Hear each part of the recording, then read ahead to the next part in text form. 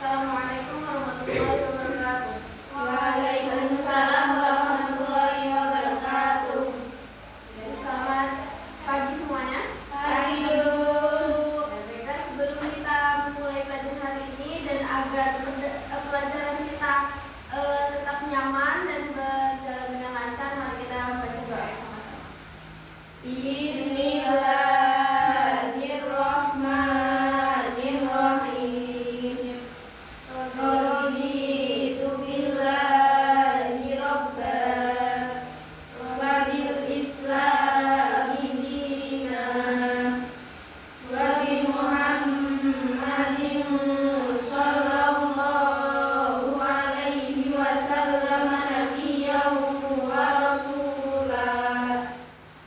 Rabbi zidni ilman nafi'an warzuqni fahman wasi'an.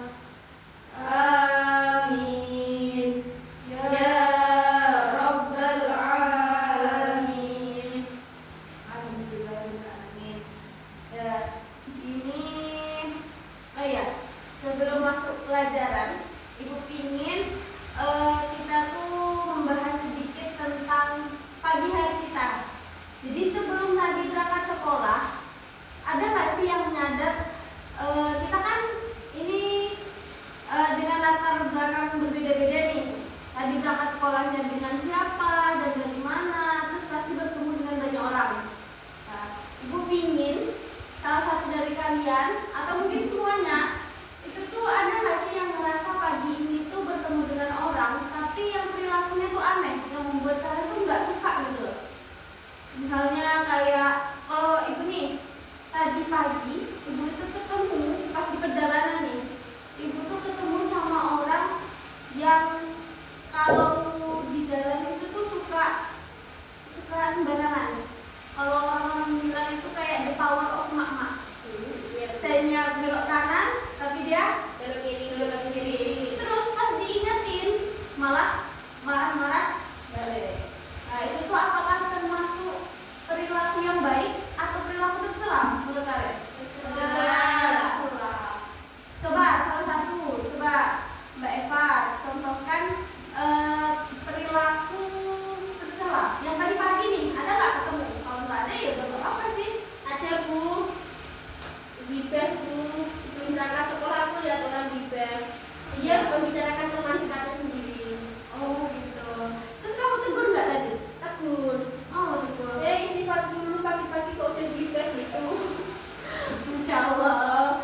Makasih ya udah ngingetin temannya. Iya, Itu terus temannya gimana? Yang gibah? Dia gini Bu, ih apaan sih? Ikut-ikut aja gitu Bu. Soalnya aku tadi bareng sama Ima ya Maya.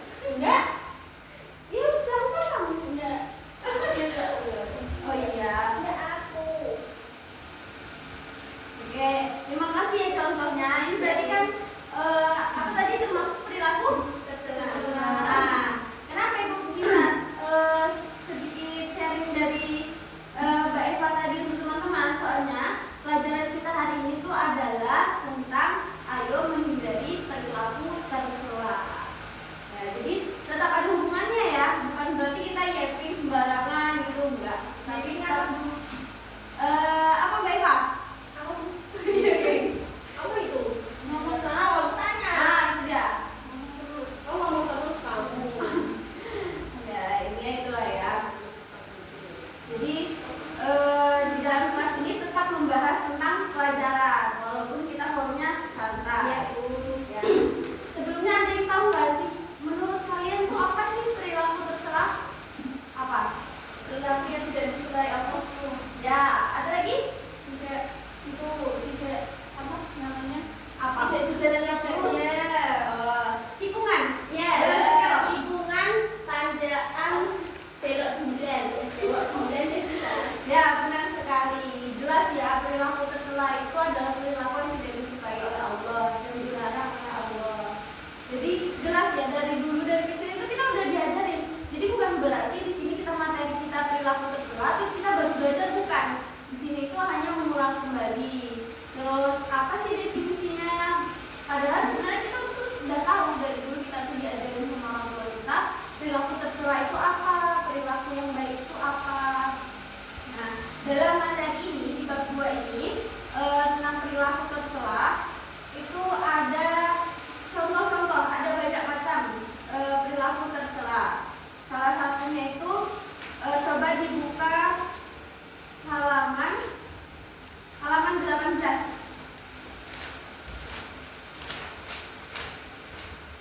Sudah dibuka semuanya?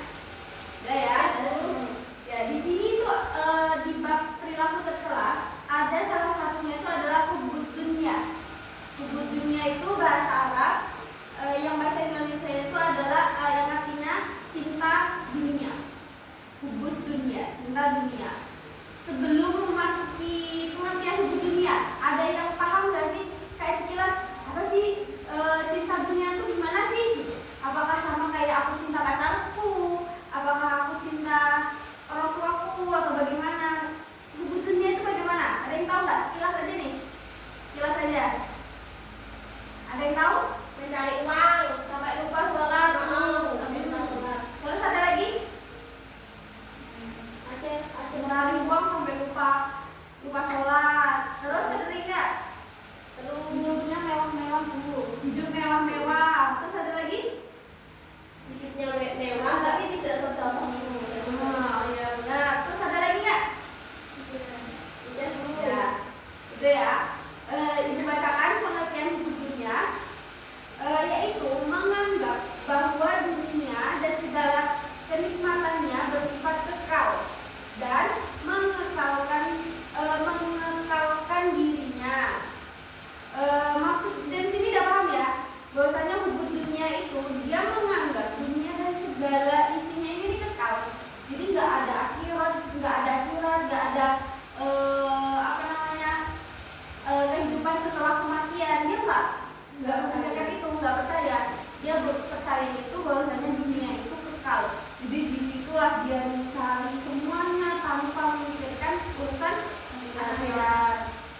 Nah, penyakit hubud dunia atau gila dunia itu berawal dari penyakit hati yang berawal pada persepsi yang salah bahwa dunia itu adalah tujuan akhir kehidupan. Makanya dia itu mengira bahwasanya dunia itu kekal.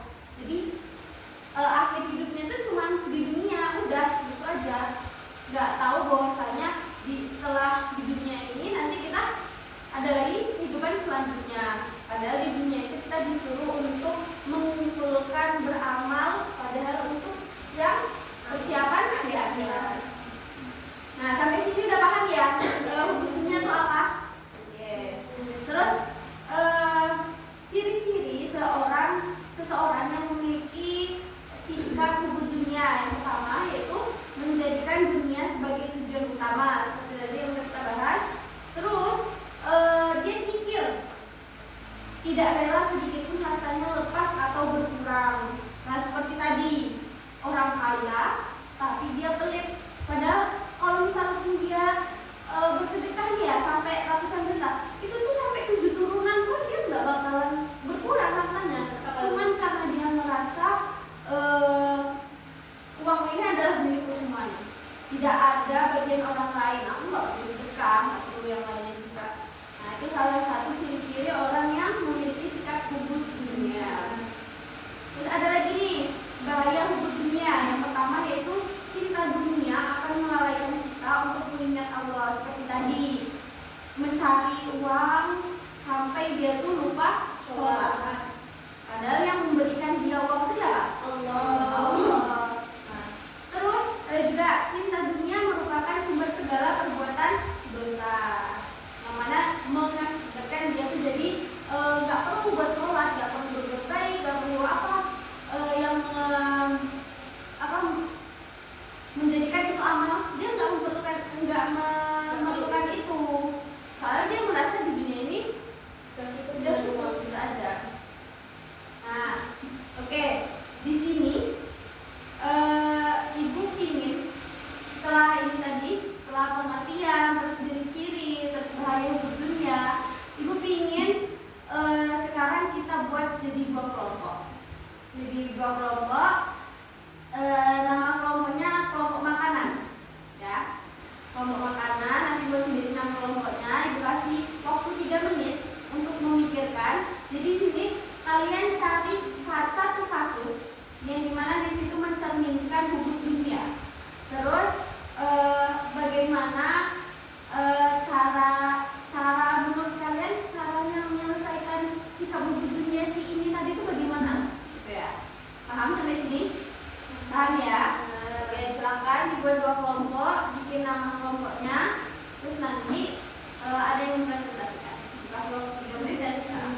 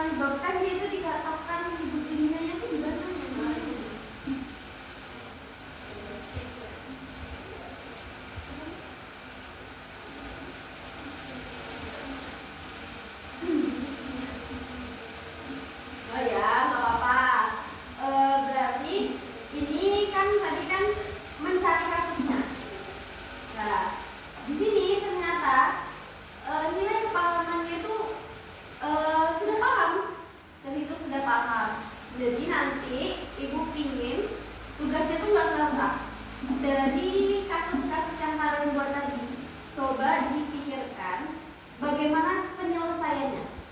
Bagaimana penyelesaiannya, terus dibuat seperti narasi gitu. Kalau misalnya dia kasus seperti ini, berarti dia harus seperti ini, harus seperti ini, Bu, agar penyakit ibu dunianya seperti ini, gini. Oke? Paham ya?